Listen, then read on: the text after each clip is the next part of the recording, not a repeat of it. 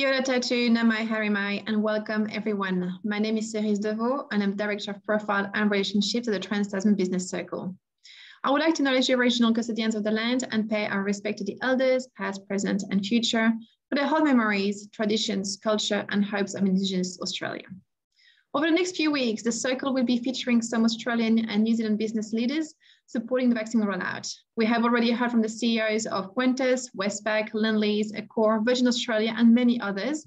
And in our VaxPub today, we are thrilled to hear from Darren O'Brien, President Australia, New Zealand, and Japan, Mondelēz International. Darren, welcome, and thank you for joining us. Cerise, thank you very much for the opportunity. Thank you. And this is just a quick reminder that we are on the record today, and we'll share the recording on our YouTube channel following the event. I will now pass over to Sharon Lloyd, General Manager New Zealand, to get the conversation started. I hope you enjoy. Kia ora, and thank you, Cerise. Welcome, Darren. I'm delighted to be here with you this afternoon from New Zealand. I'm looking forward to chatting to you about Mondelēz and what you're doing around this very important topic. So your peers at SPC recently found themselves in the headlines when it became the first company outside of the health sector to require staff to be vaccinated. Others, including Qantas and Virgin, have followed since, with many others expected to do the same. Can we start by asking you to share with us your position on mandating vaccination for your employees, please? I'm glad you asked the easiest question first, Sharon. Look, the approach we're taking at the moment is firstly around information. So we've been doing a lot in terms of using our global resources and certain webinars and so on from both America and UK in particular to provide as much information and reassurance to our employees around Australia and New Zealand on vaccine and vaccine safety. We've done a lot of encouragement as well across various mediums, whether they be when we have our town halls, any of our newsletters and different podcasts and so on. We use to really encourage as many people as we can to get vaccinated as fast as we can. And the key thing we're working on now is access. So obviously we've got mass vaccination hubs and both the GP and our pharmacy network in Australia operating. We hope in early October to be able to be offering on-site vaccination at all of our manufacturing facilities and also at our head office when it's relevant to do so, when people can return into our offices in Melbourne in particular, but where they can go to the offices to start that now. And then at a point in time, it will become about safety and how are we actually going to ensure that all of our employees are as protected as they can be. I think all the data that I've looked at suggesting that vaccinated people are 50% less likely to both catch and also to transmit the virus is an important consideration for us, as well as it being the right thing to do. So, you know, as an organisation and also for employees, we have to play our part in the national economy in pursuing that roadmap to actually getting back to a more normal state. And I think that plays to safety as well, because I think mental health is one of the biggest things that concerns me at the moment, whether it be from children homeschooling just to everybody not having the freedoms they'd like to enjoy, whether it be travel, picnicking, going to restaurants or cafes or so on. And that's only going to happen when we get a very strong critical mass vaccinated. So there will be a point in time where, having had the access available, that we will have to look at enforcing access to all of our sites for vaccinated staff. And but I think the key thing is to make sure everyone's had the access and the information, and then we'll look at doing that. And I think I'm not in favour of continuing to ask government to do this.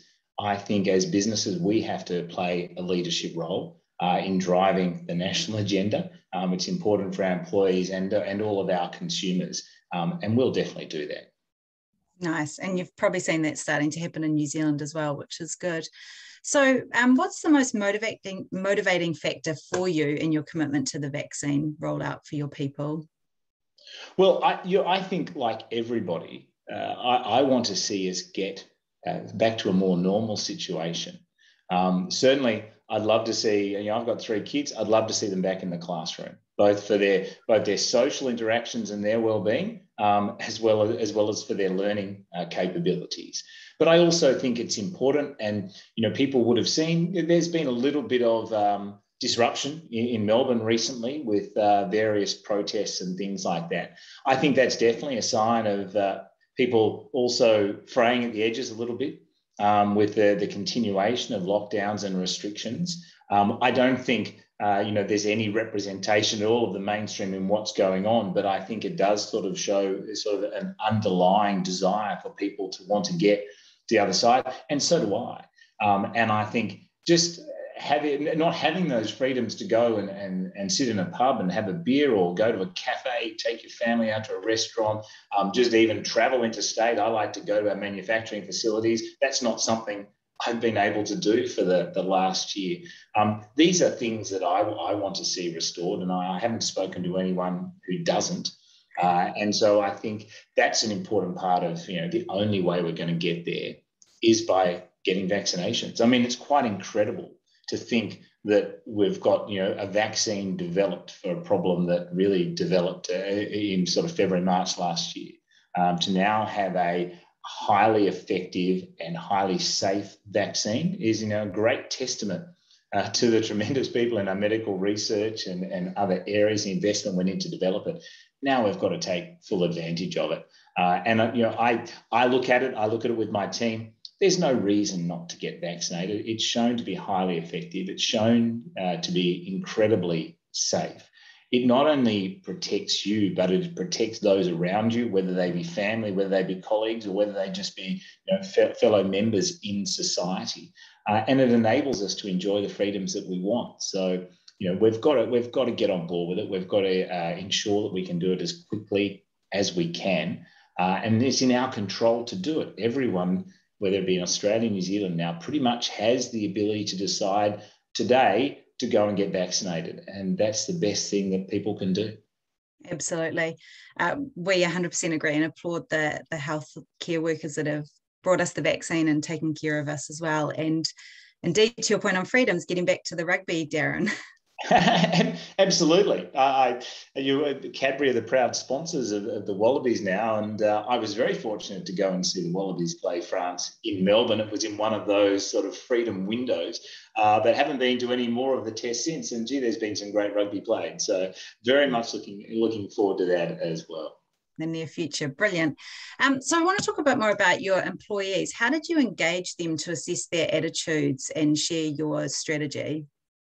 Yeah, so we've done a couple of things, both in terms of listening, because people are happy to share and engage on these things, and our frontline managers, particularly in our manufacturing sites, and also our field managers with our sales reps and so on, have done a lot of listening and consultation. And the overwhelming feedback is there's been a frustration that they weren't able to get vaccinated sooner. That's now not a challenge that we're really facing. So people are keen to get vaccinated for all the reasons we spoke about earlier. We've also done surveys. We had about a 25% response rate. We did a survey in the last couple of weeks, and we had about 700 people who responded.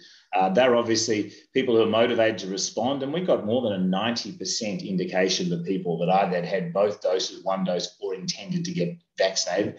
So a very strong response in that regard.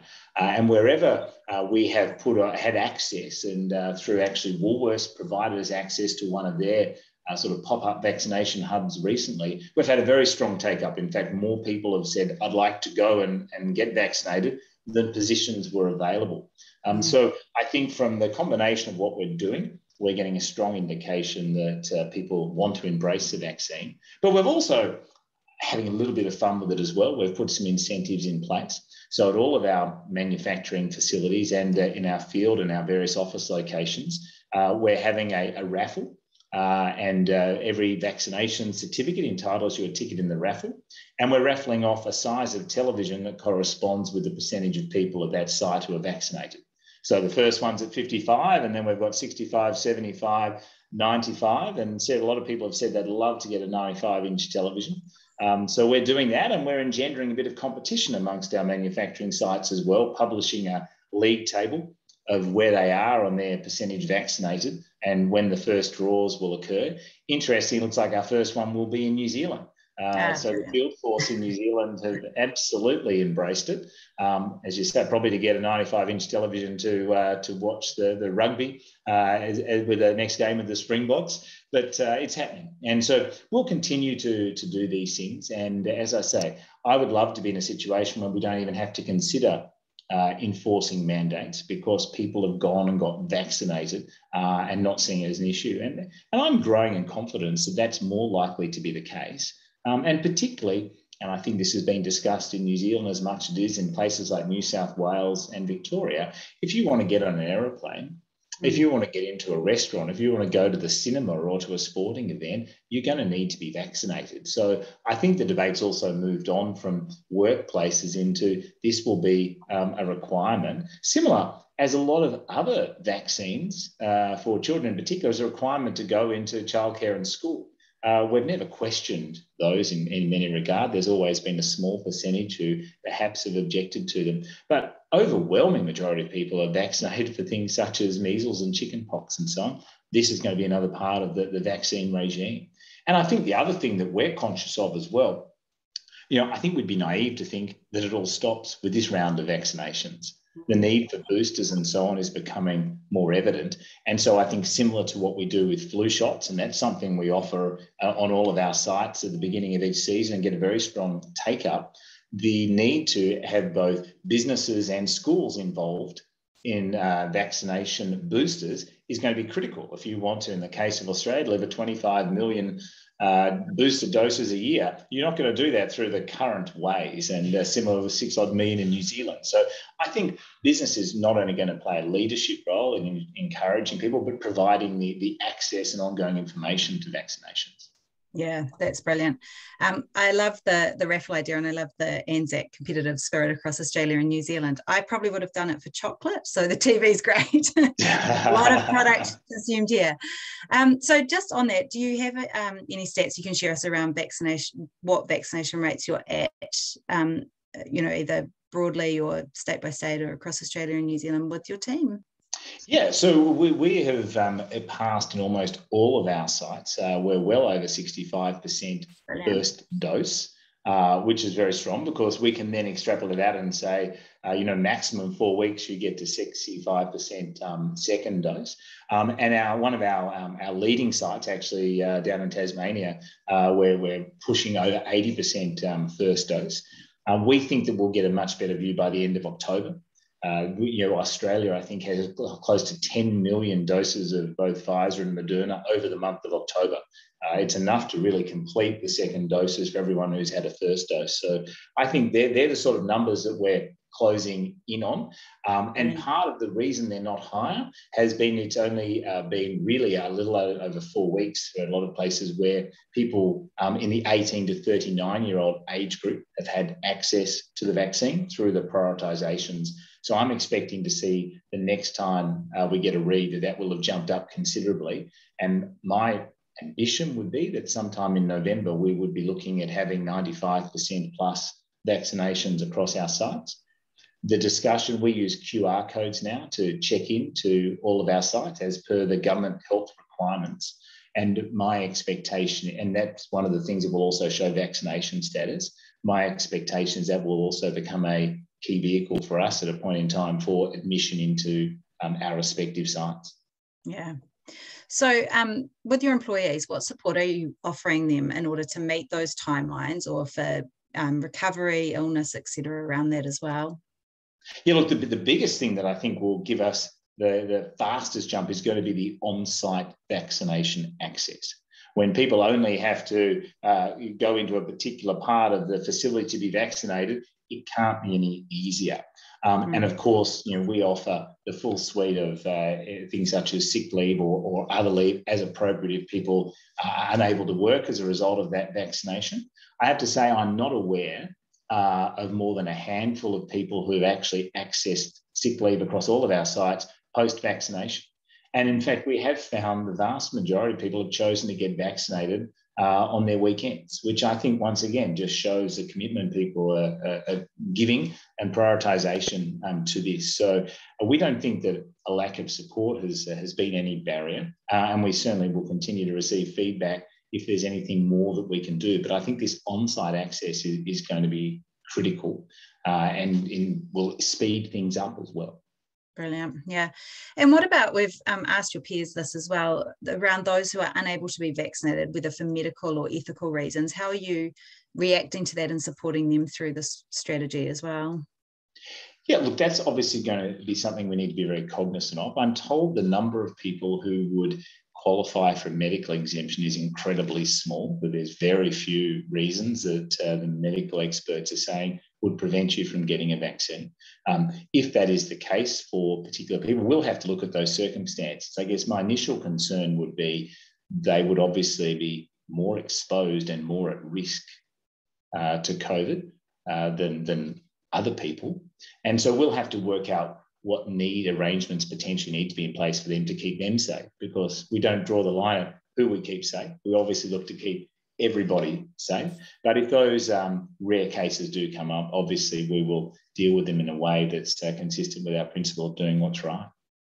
Brilliant. And then looking with a wider lens around the government, and whether you want to comment on both countries or just Australia, do you think they should be offering more incentives as business are for people to get vaccinated? There's been a bit of commentary this weekend over here in New Zealand, you might have seen, from our former Prime Minister around this as well. So interested in your insights on this.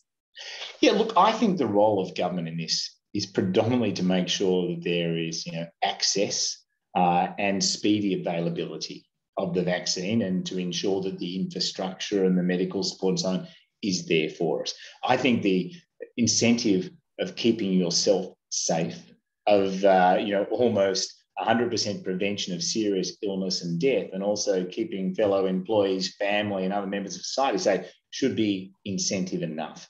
So I'm not a fan of offering significant government incentives to do this. I think that should already be there. What I would like to see more from government is more hope. One of the things that I think has been a hallmark of certainly a number of governments around Australia that I've seen is it's all been about creating fear and negativity. And there's also been elements of blaming others for where there have been shortfalls in what people are expecting. I would much rather see people talking about roadmaps, talking about what is available, what can be done, what freedoms can be enjoyed, and the positive nature of vaccination, who you're keeping safe, families getting children back to school, than continuing to create fear. And I think we are quickly going to get to a circumstance across Australia and New Zealand in hopefully 6-7 weeks' time, where we are now not dealing with COVID as our predominant issue. And we'll be able to turn our attention then to things such as sea freight availability and costs, what we continue to do to get growth in our economies, to drive employment, to help people who've been impacted in severe ways, whether they be in hospitality or arts or other areas, travel, tourism, airlines and so on, severely by COVID, to help them get their businesses back on their feet, to get back into a positive generation for the economy. And I hope, like businesses, we don't turn around 1 week and say, right, this is our new strategy and direction, everyone get on board. You build the foundations for this. And I always believe you create hope, not fear. And I think that a number of leaders, certainly around Australia, need to look at themselves and say, what am I doing to create hope? What am I doing to give people a positive outlook on the future? And have I moved past the settings of fear? And have I shown the same, or am I showing the same agility that a lot of businesses, small businesses, medical professionals have shown and adapted and been very fast in their adaptation through this crisis? And I think some of them have not met that mark. I hope they very quickly start to do that. Look, congratulations. It's an amazing sentiment, and we appreciate the positivity and the thought leadership there around staying positive and a roadmap out of here. And we are an organisation that celebrates positivity, and it's been an absolute pleasure to spend 20 minutes with you. Thank you so much. I'll hand over to Tracy Jennings, my colleague, who will formally propose the vote of thanks. Thanks, Sharon. Thank you, Sharon. Thank you, Darren. Oh, thanks for spending 20 special minutes with us. That was amazing. I could have gone on for a while. And can I tell you, I really enjoyed my care package, Sharon, in lockdown when the Mondelēz crew came through for me. Shout out to Jennifer out there who's watching, because it included a lot of chocolates and a lot of goodies right at the right time. My stomach didn't require it, but my heart certainly did. So it was the best thing that happened to me last year, actually. And I think it's thoughtful gifts like that, and your staff incentives that you were talking about, and the fun that you had with this actually, that really highlight the warmth that you spread through your brand. And I really believe that comes from the top level down. So from the CEO onto your staff, and then that in turn onto your customers and clients. And I actually really feel your commitment to looking after your teams. And we appreciate that you shared that with our guests today that are listening. And speaking of them, the viewers at home today, thanks for joining us. We're in the middle of a groundbreaking journey between our two countries of Australia and New Zealand, and we've never really been kept this far apart. So we're looking forward to bringing you all closer together again, not just virtually, but also physically when we get the jab done. So that's why we've got this series. We've got many more business leaders joining us in the discussion this week. We've got Stephen Kane from Coles tomorrow. We have Matt Halliday from Ampol on Wednesday. We have Andrew Abdo from NRL on Thursday. And we have Virginia Briggs from Minter Ellison on Friday.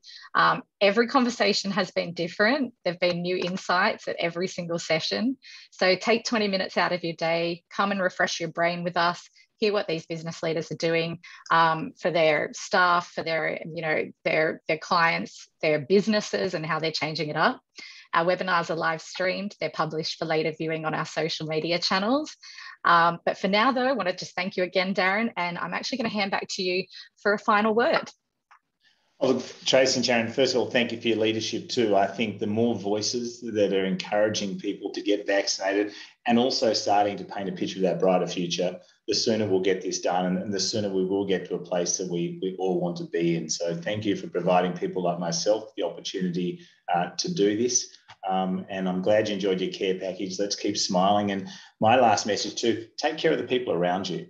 There are people who are doing it tough, who may not let it on. Ask people if they're okay. Look after your neighbours, look after your family, look after the people you work with. We'll get through this, and I look forward to a fantastic 2022. Thanks, Darren. Bye-bye.